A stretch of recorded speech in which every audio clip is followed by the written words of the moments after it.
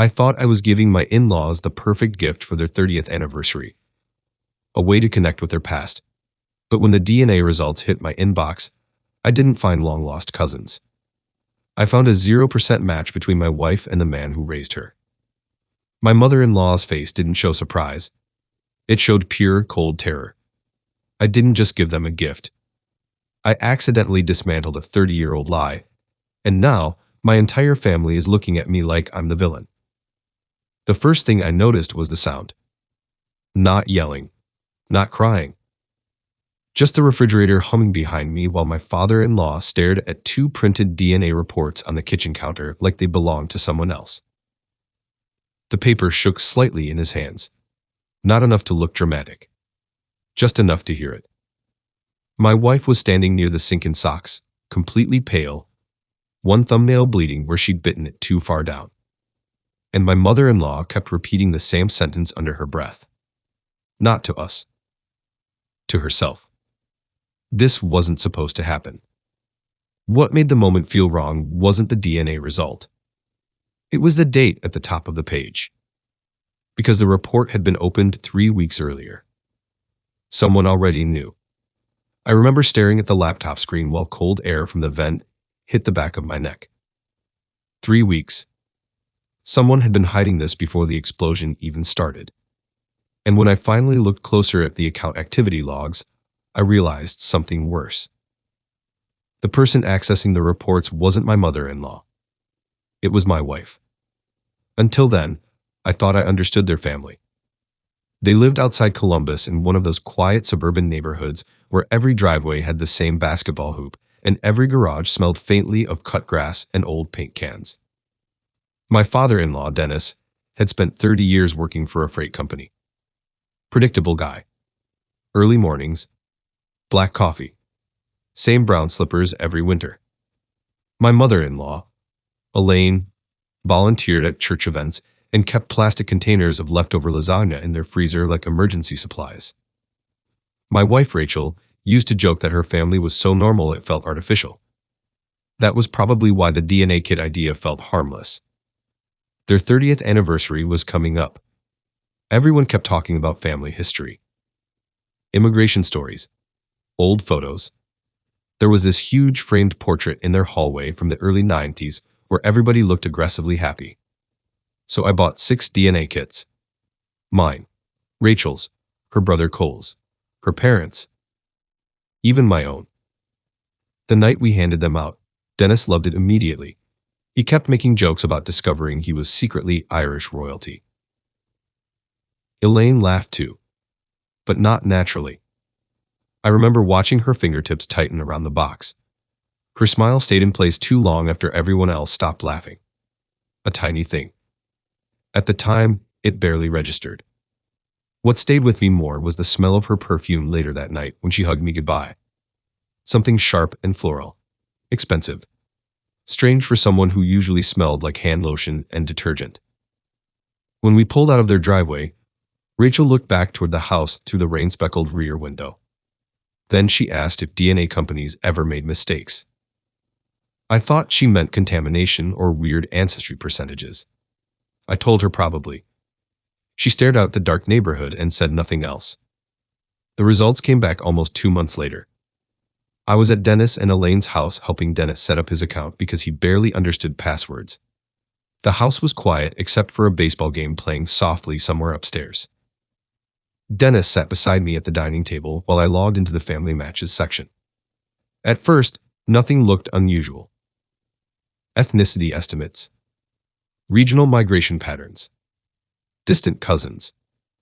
Then I opened the relative match list. Rachel wasn't there. I refreshed the page twice. Then I checked Cole. Also missing. At first, I honestly thought the website glitched. Dennis leaned closer while I clicked through settings. I could smell coffee on his breath and sawdust on his flannel jacket. No matches. 0 shared DNA. My stomach tightened slowly. Not panic yet. Just confusion. Then I checked the Centimorgan count manually. Still 0. I remember the fluorescent kitchen light buzzing overhead while my hands started feeling numb on the mouse. Dennis noticed my face changing and asked if something froze. I told him the site was probably still processing data. It was the first lie. I printed the reports anyway. Not because I planned to expose anyone. I think I just needed physical proof that I wasn't misunderstanding what I saw. The printer spit the pages out slowly while Elaine walked into the kitchen carrying folded towels. The second she saw the reports, all the color drained from her face. Not surprise. Recognition. That was the moment everything shifted. People act shocked differently when something happens to them unexpectedly. Elaine looked like someone hearing footsteps she'd been waiting on for 30 years. She immediately asked where Rachel was. Not what happened. Not whether the results were wrong. Where Rachel was. I told her she was at work. Elaine sat down very slowly. The dryer thumped somewhere down the hallway. Nobody spoke for almost 10 seconds. Then she asked me to delete the reports. Not check them again. Not contact support. Delete them. I remember feeling cold all over even though the house was overheated. That night, I couldn't sleep. Rachel fell asleep beside me while blue light from my phone reflected across the ceiling fan above us. I reopened the DNA portal around 2:13 a.m. That's when I noticed the account history. Someone had already accessed Rachel's results 3 weeks earlier. Different IP address. Different device. And shortly after that access, Rachel's privacy settings had been manually changed to hide close family matches. My chest tightened. Because Elaine barely knew how email worked. But Rachel did. I rolled over carefully and looked at my wife sleeping beside me. Or pretending to. I honestly couldn't tell anymore. The next morning, I started noticing things I should have noticed months earlier. Rachel avoiding old family photos. Rachel refusing to talk about medical history. Rachel changing the subject anytime Dennis talked about how much she looked like him. There was one detail I couldn't stop replaying. A few weeks earlier, I'd walked past our home office late at night and seen Rachel staring at her laptop in complete darkness except for the screen. She closed it immediately when she heard me. At the time, I assumed she was buying anniversary gifts. Now I remembered the exact expression on her face. Not guilt. Fear. I confronted Elaine first. Not dramatically. I drove over while Dennis was golfing and Rachel was at work. Elaine let me in wearing gardening gloves and an old sweatshirt. The house smelled like lemon cleaner and wet soil from the backyard. She already knew why I was there. I could tell from how carefully she folded the gloves before sitting down. She didn't deny the DNA results. Not even for a second. Instead, she asked how much Rachel knew. That question answered almost everything. Elaine finally admitted there had been a break before the wedding. One summer. 30 years earlier. Dennis had temporarily moved out after a huge fight. During that separation, Elaine briefly saw another man. Then she reconciled with Dennis and discovered she was pregnant. She claimed she genuinely believed Dennis was the father. At least at first. But over the years, doubts started growing. Especially after Cole was born and looked nothing like Dennis either. The room felt strangely airless while she explained it. I remember staring at a family photo magnet on the refrigerator. Dennis holding toddler Rachel at a county fair. Both of them smiling like the world made sense. Elaine begged me not to destroy the family over old biology. She said Dennis was their real father in every way that mattered. And honestly, for a while, I believed her. The pieces fit. The timeline worked. Rachel's panic suddenly made sense too. She must have discovered the truth weeks earlier and hidden it to protect Dennis. It felt tragic, messy, human. That should have been the end of it. Then I made one mistake. I asked for the other man's name. Elaine froze. Not emotionally. Physically. Her eyes moved toward the hallway before returning to me. Then she said she couldn't remember. That was impossible. You don't forget the man who changes your entire family history. Especially not after hiding it for 30 years. When I left the house, I noticed something else. The framed anniversary portrait in the hallway was missing.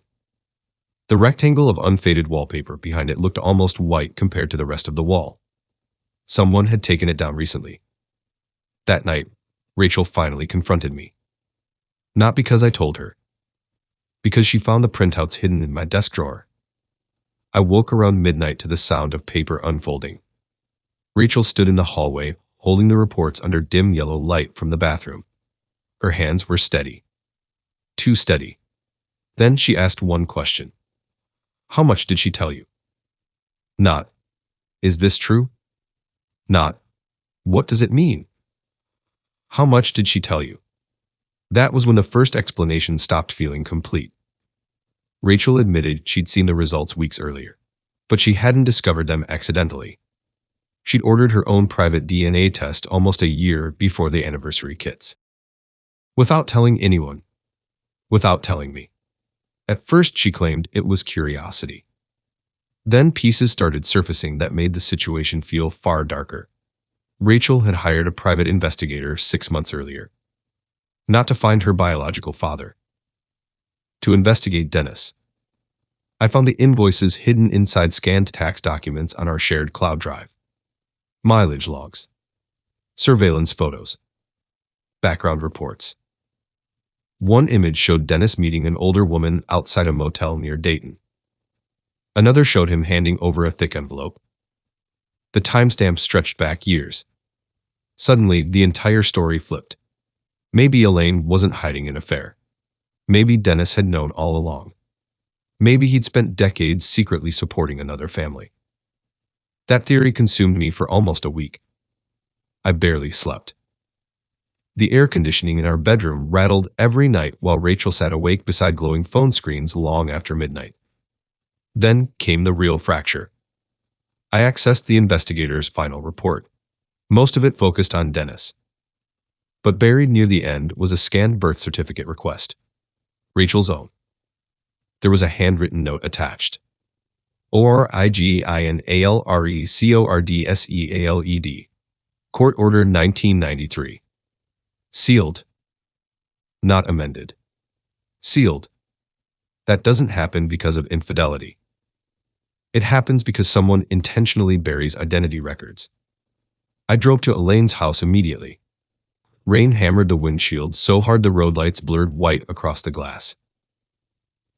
Elaine looked exhausted before I even entered. Like she'd stopped sleeping entirely. This time, she told me the real story. Not the complete story. Just enough of it. Rachel and Cole were never Dennis's biological children. But they also weren't Elaine's biological children either. Both kids had been adopted privately through an arrangement organized by Dennis himself. Illegal paperwork. Private transfers. No agencies. No official records.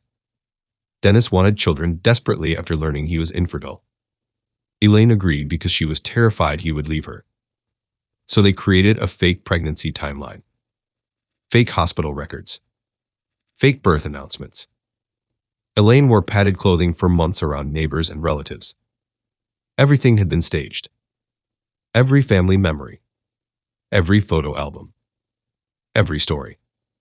I sat there listening while rainwater dripped from my jacket onto their kitchen floor. The clock above the stove ticked so loudly it felt hostile. Nothing in my life had ever felt more unstable. Then Elaine said something I still think about almost every day. She said Dennis loved the lie so much he eventually stopped experiencing it as a lie. He genuinely became their father. And for a few minutes, I almost pitied him. Then Elaine revealed the part she'd hidden from everyone else. Rachel already knew most of this before the DNA kits, because she'd found adoption documents years earlier. The investigation into Dennis wasn't about discovering her biological father. It was about discovering where she came from. And Dennis had been obstructing her every step. That was the first twist, but it still wasn't the real one. Everything collapsed 2 nights later. Dennis finally learned the truth after overhearing part of an argument between Rachel and Elaine. I expected rage, denial, shock. Instead, he looked tired, almost relieved. The house felt suffocatingly quiet while evening news static played faintly from the living room television. Dennis sat at the kitchen table staring at old photographs spread around him like evidence from a crime scene. Then he admitted something none of us saw coming. He had always known the children weren't biologically his, because he chose them himself. Not metaphorically. Literally. Dennis had arranged the private adoptions through a former coworker connected to underground maternity networks in the early 90s. Women in financial distress. Off-the-record births. Cash exchanges. No state involvement. No paper trail. He built the entire family intentionally. The fake pregnancies. The sealed records. Everything. Rachel broke down first. Not because she discovered she was adopted. Because she realized her entire identity had been engineered from the beginning.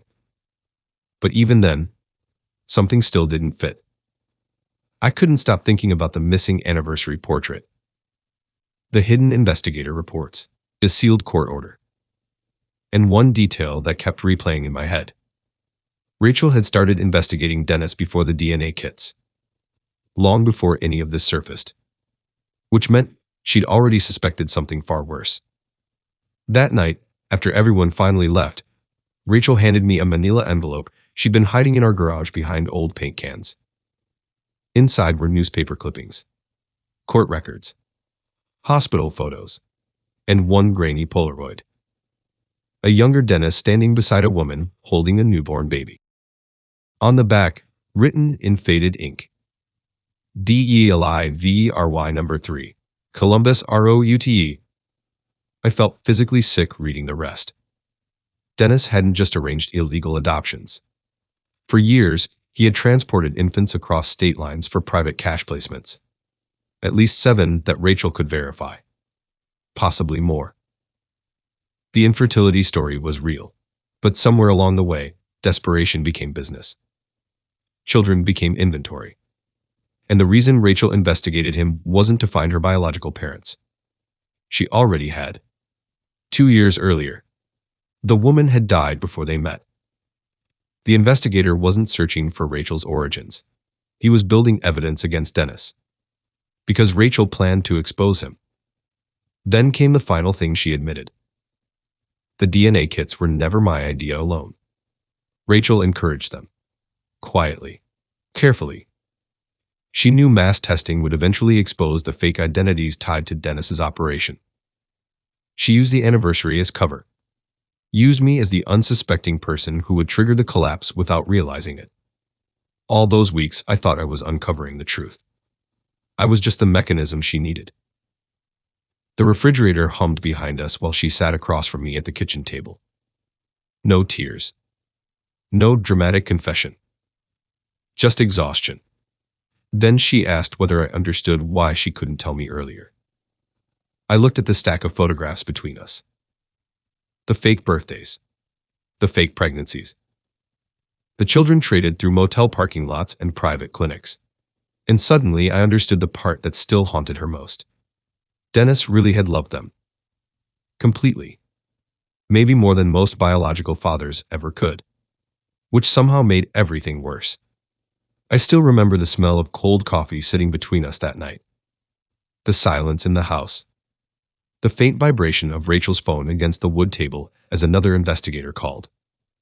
That was the moment I realized the DNA test never destroyed the family. It only exposed what the family had been built on.